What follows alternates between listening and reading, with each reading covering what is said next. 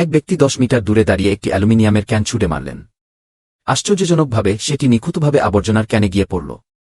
Basketball coach এটি দেখে অত্যন্ত অবাক হলেন। তিনি একটি অ্যালুমিনিয়ামের ক্যান তুলে নিয়ে লোকটিকে সেটি ফেলে দিতে বললেন। মাতাল লোকটি বেশি কিছু না ভেবে আবার ক্যানটি পুরোপুরি আবর্জনার ক্যানে ফেলে দিলেন। কোচ সঙ্গে সঙ্গে বুঝতে পারলেন যে এই লোকটি একজন বাস্কেটবল প্রতিভা। তিনি লোকটিকে দলে যোগ দিতে বললেন, কিন্তু লোকটি দাবি করল যে সব খেলোয়াড়কে তার নির্দেশ মানতে হবে। এই কথা শুনে কোচ দ্রুত একটি চুক্তি বের করলেন এবং লোকটি একদিনের মধ্যে চুক্তিতে সই করে দিলেন।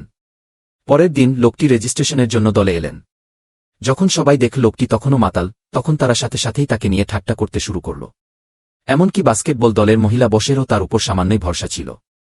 এই সময় লোকটি মেঝেতে থাকা বাস্কেটবলটি তুলে নিলেন। তিনি তার হাত তুলে সহজেই একটি থ্রি-পয়েন্টার শট করলেন। এরপর তিনি কয়েক ডজন পদক্ষেপ পিছিয়ে গেলেন। সবার সামনে তিনি বাস্কেট লক্ষ্য করে আরও একটি নির্ভুল শট করলেন। তবে খেলোয়াড়রা ভাবল লোকটি শুধু ভাগ্যক্রমে শটগুলো করতে পেরেছেন। এবার লোকটি সরাসরি কোর্টের বাইরে দাঁড়ালেন। তিনি বাস্কেটবলটি তুলে নিলেন এবং বাস্কেটে আরও একটি শট করলেন। কেবল তখনই সবাই লোকটির আসল শক্তি বুঝতে পারল। এরপর লোকটির নেতৃত্বে এই একসময়কার অচেনা দলটি ধীরে ধীরে পরিপক্ক হল। মাত্র 3 মাসের মধ্যে তারা একাধিক প্রতিযোগিতায় চ্যাম্পিয়নশিপ জিতেছিল। কিন্তু লোকটির জন্য সবচেয়ে গুরুত্বপূর্ণ খেলার আর মাত্র 3 দিন বাকি ছিল, আর প্রতিপক্ষ ছিল লোকটির প্রাক্তন দল। সেই সময়ে লোকটি প্রায় সেই দলের কোচ হতে চলেছিলেন। তার সেরা বন্ধু তাকে ফাঁসিয়ে দেয়, যার ফলে তাকে দল ছাড়তে হয়, আর তার বন্ধু সেই মূল দলের কোচ হয়ে যায়।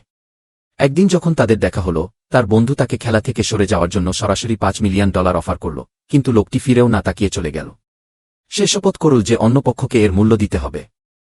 শীঘ্রই খেলার দিন এল। 2 দলের চিৎকারে বাস্কেটবল কোর্ট ভরে গেল। খেলার শুরুতে লোকটির নেতৃত্বাধীন দলটি এগিয়ে থাকল, কিন্তু অপ্রত্যাশিতভাবে অন্য পক্ষ দ্বিতীয়ার্ধে নোংরা খেলা শুরু করল। তারা ক্রমাগত শারীরিক সংস্পর্শ ব্যবহার করে অন্যদের কাজে বাধা দিতে লাগল। একজন খেলোয়াড়কে সরাসরি ধাক্কা মেরে ফেলে দেওয়া হল এবং তার পায়ে আঘাত লাগল। এখন লোকটির দলে আর কোনো বিকল্প খেলোয়াড় অবশিষ্ট ছিল না।